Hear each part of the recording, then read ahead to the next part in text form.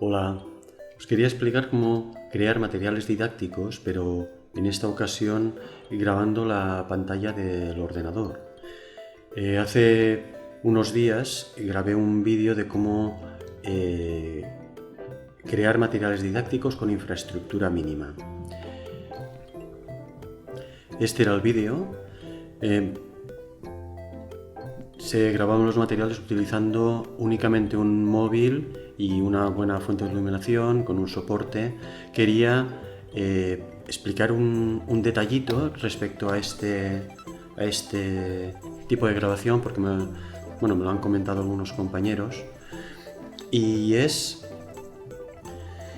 el detalle es que cuando empezamos a grabar, si ponemos ya horizontal el móvil, quizá puede tomar la posición contraria y el vídeo nos queda girado. Entonces el truco podría ser empezar a grabar unos segundos, en forzar la gomita o alguna cosa, empezar a grabar en la posición que nos da el vídeo derecho, y ya luego lo dejamos horizontal y continuamos grabando, que se grabará el resto del vídeo correctamente. Podemos hacer una prueba. En caso que viéramos que los vídeos nos quedan girados, este es el truco: empezar a grabar ligeramente inclinado para que el móvil detecte la posición y luego ya ponerlo horizontal.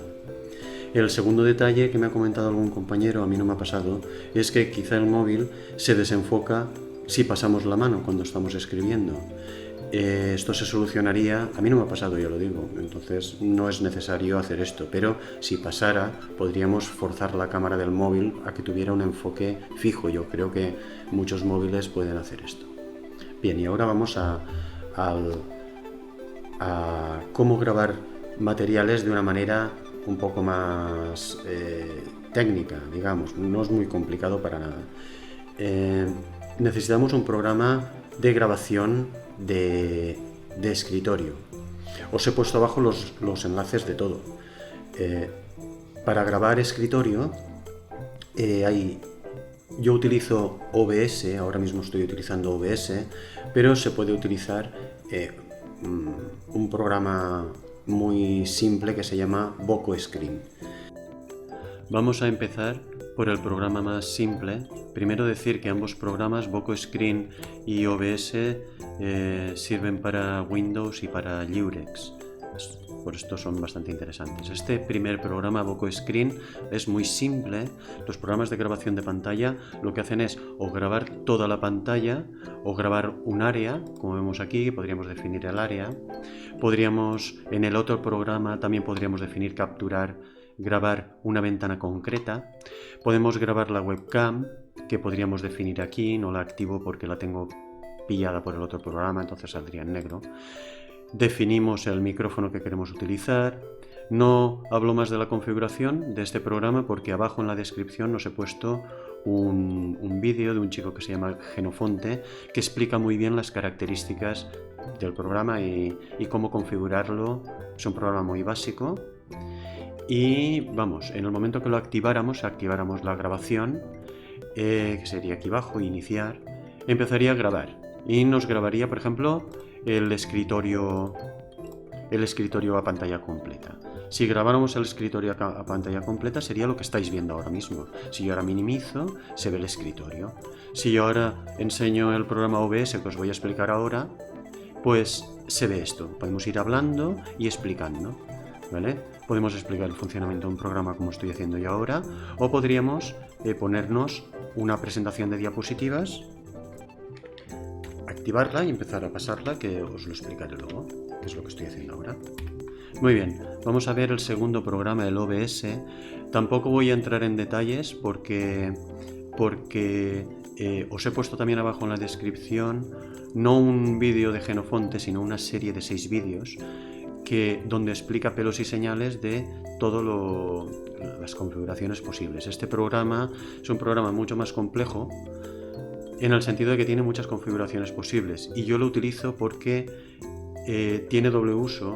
También sirve para grabar pantalla y también sirve para retransmitir en directo eventos.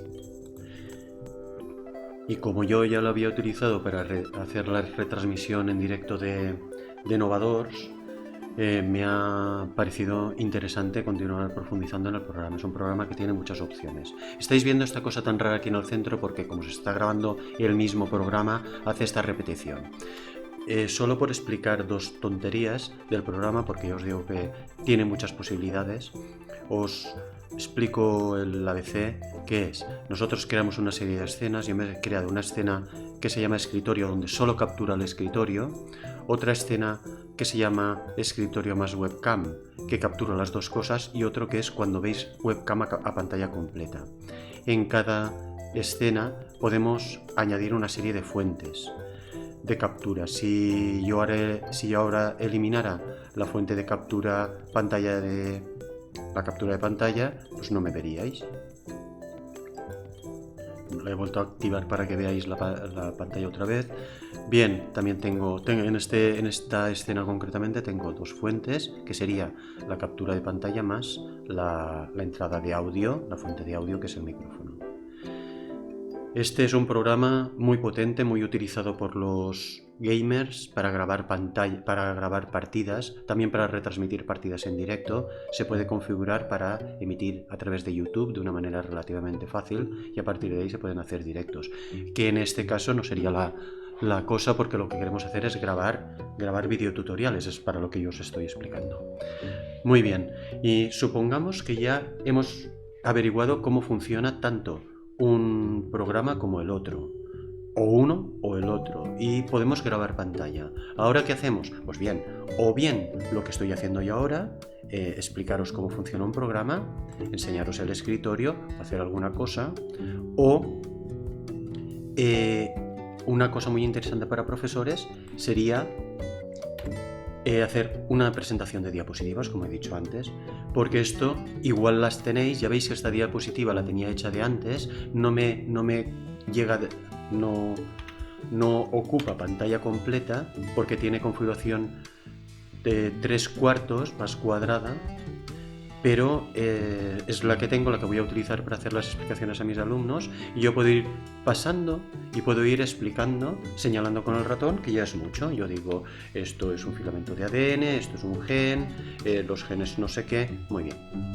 Y ahora, solo para dar un puntito de otra opción, es una pena que no podamos escribir aquí encima. Bueno, también podríamos estar enseñando, por ejemplo, un PDF, pero ¿y si pudiéramos escribir y hacer alguna flechita? Vamos a ver primero la Open Board. Es una pizarra blanca, como veis. Tenemos aquí a la izquierda una serie de herramientas. Aquí abajo tenemos las opciones de herramienta. Podemos seleccionar diferentes fondos. Estos fondos con cuadrícula, por ejemplo, está muy bien esto, que podamos definir este fondo. En la otra no se puede hacer. Podemos definir pluma, el color de la pluma, el grosor de la pluma, y me gusta mucho que en la configuración podemos, en preferencias, podemos en el bolígrafo decidir el fino, cómo de fino es, o sea, estos tres valores de aquí abajo, definirlos. Podríamos hacer que el grueso fuera muy grueso. Lo mismo podemos hacer con el borrador, bueno, con el marcador, perdón. Bien, tiene estas configuraciones que está bastante bien. El color, bien. Esto de definir el color del grosor de la pluma está bien, porque no solo hay tres grosores, sino que cada grosor podemos decidir cómo es de grueso. Luego también podemos hacer que actúe el ratón como ratón. Y la cosa que más me gusta de este programa es que, bueno, primero voy a escribir alguna cosa, y podemos escribir a mano alzada, podemos borrar, podemos subrayar con el subrayador, podemos utilizar como ratón para picar. Muy bien. ¿Qué inconveniente? El único inconveniente que le he visto yo a esta pizarra, que cuando escribes, en caso de que tengas una tableta digitalizadora, cuando escribes la escritura no es muy fina, mientras que en la otra es más natural, te sale una caligrafía más natural dentro de lo ortopédico que es escribir aquí, para mí por lo menos, pero sale una caligrafía más natural. Bien, la Microsoft Whiteboard es una aplicación integrada en el Windows 10 y lo que tiene tiene los mismos elementos que antes, tenemos diferentes grosores de pluma, diferentes colores, tenemos un borrador, tenemos una regla. La regla de momento no le he encontrado demasiada utilidad, unos resaltadores. Lo bueno que tiene es que la escritura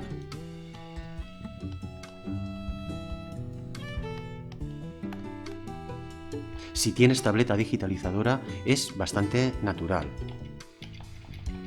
Podemos hacer control Z para borrar. Esto sería muy útil si tuvieras tableta digitalizadora.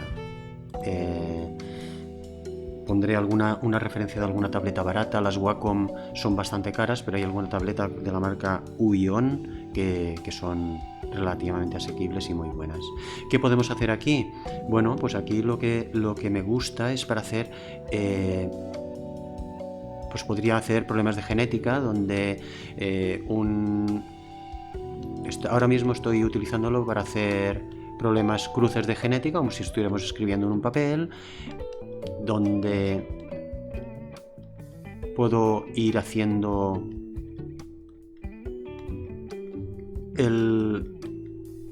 vas haciendo la explicación que quieres, no queda una escritura fina. En la pizarra seguramente nos saldría una letra mejor, pero bueno, puedes ir poniendo elementos. Esto es un gráfico que me he puesto yo aquí porque como siempre utilizo lo mismo, pues aquí es donde me vengo y me digo, pues ya lo tengo preparado para hacer alguna cosa. Si es que es repetitivo, me preparo esto. Luego, esta pizarra que estamos viendo es mucho más grande. Ahora la puedo mover. Es mucho más grande de lo que se ve. Ahora estoy viendo a 100%. Si hago clic, lo veo a 49% y veo, por ejemplo, un cuadrito que me he preparado aquí para hacer algunas cosas. Yo ahora este cuadrito me lo he puesto en pantalla, que lo tenía escondido, y yo aquí puedo hacer pues una serie de cruces. Yo aquí me pongo cosas. Bueno, en este caso no sería esto. Me puedo poner aquí una serie de elementos, aquí otra serie de elementos, no corresponde a este ejercicio, pero vamos, que te puedes poner imágenes, puedes insertar imágenes, puedes insertar texto, una nota, un post-it en el que puedes escribir, puedes insertar listas, un PDF sobre el que escribir.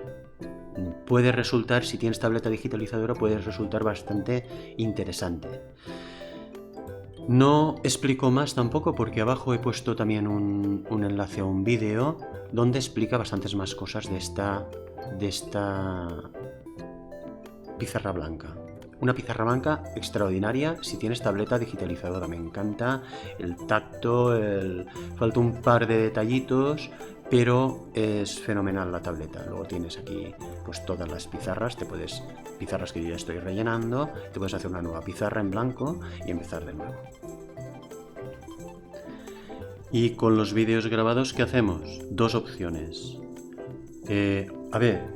Para ir fino habría que editar estos vídeos, pero esto ya es querer hacer las cosas súper bien. Ya veis que yo no voy de youtuber, no pongo carátulas súper guapas, que a lo mejor en un futuro investigo, que me gustan las carátulas, pero hago una cosa espartana, una explicación directa.